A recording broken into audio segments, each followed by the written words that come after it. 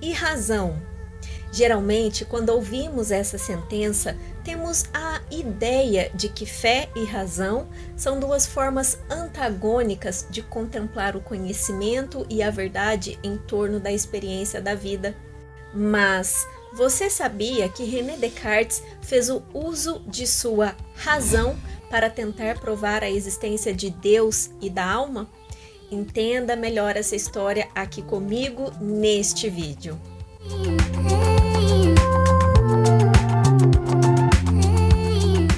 Penso, logo existo. Quem nunca ouviu essa famosa frase? Provavelmente você já deve ter ouvido falar de René Descartes, o autor dessa frase, o pai da filosofia moderna e um dos filósofos responsáveis por lançar as bases do racionalismo. O racionalismo é uma corrente filosófica que traz como argumento a noção de que a razão é a única forma que o ser humano tem de alcançar o verdadeiro conhecimento por completo. Mas não é curioso que Descartes, um dos principais fundadores dessa corrente, tenha feito o uso de sua razão para tentar provar a existência de Deus e da alma? René Descartes foi um filósofo e matemático francês que viveu entre os séculos 16 e 17. Em 1637, ele publicou um livro intitulado O Discurso do Método, onde ele propôs uma metodologia para uso do que ele chamou de bom senso ou razão. Isto é, uma metodologia que pode ser aplicada no exercício de julgar de forma correta uma proposição qualquer, com o objetivo de discernir entre o falso e o verdadeiro na construção do conhecimento humano. Este exercício pode ser entendido como uma maneira lógica de expressar um modo de raciocínio coerente diante de uma relação de causa e consequência.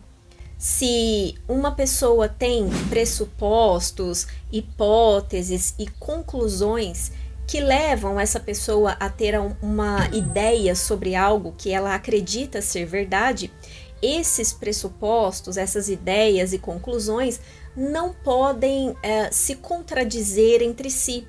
Caso contrário, há um forte indício de que a ideia dessa pessoa esteja embasada em alicerces, digamos, errados. Essa metodologia apresentada por Descartes, posteriormente passou a compor uma área de estudos conhecida como epistemologia, que é um ramo da filosofia que estuda as formas de pensamento geral e de obtenção de conhecimento. Um experimento qualquer, por exemplo, leva à obtenção de dados que levam à construção do conhecimento. Mas como nós podemos discernir qual é o conhecimento certo e qual é o conhecimento errado? Como o ser humano sabe o que sabe? Como interpretar de forma coerente os dados obtidos, os dados que são obtidos, a fim de levar ao verdadeiro conhecimento da realidade?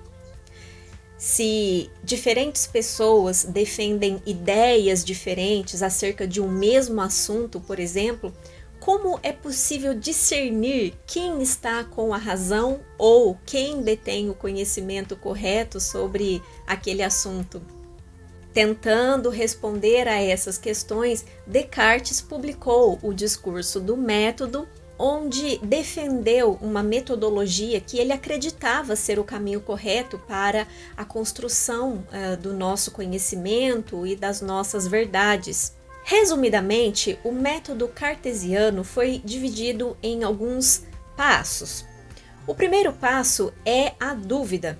Descartes afirmou que todos nós, seres humanos, deveríamos nos desapropriar de todas e quaisquer informações, crenças, conceitos que tenham sido adquiridos ao longo da infância e da juventude e que não tenham sido submetidos, digamos, a um processo de análise que pudesse verificar se tais informações, crenças e conceitos eram ou não verdadeiros.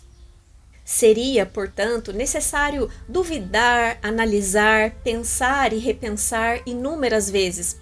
Penso, logo existo, tornou-se o norte da filosofia de Descartes.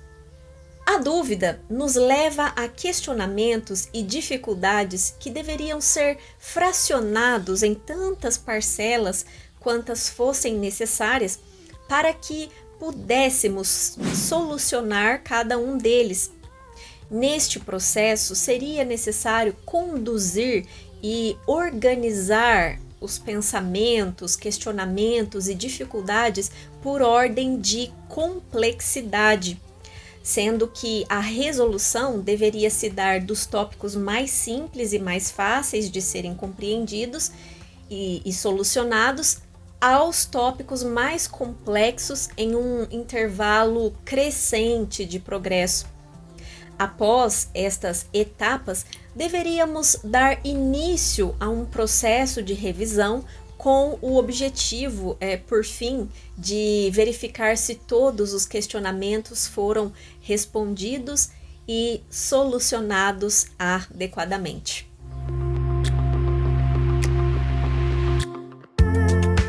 Para Descartes, esse método podia ser aplicado tanto no âmbito do conhecimento e entendimento das ciências de um modo geral, quanto no campo da religião, no campo de algo como um campo metafísico, espiritual ou divino.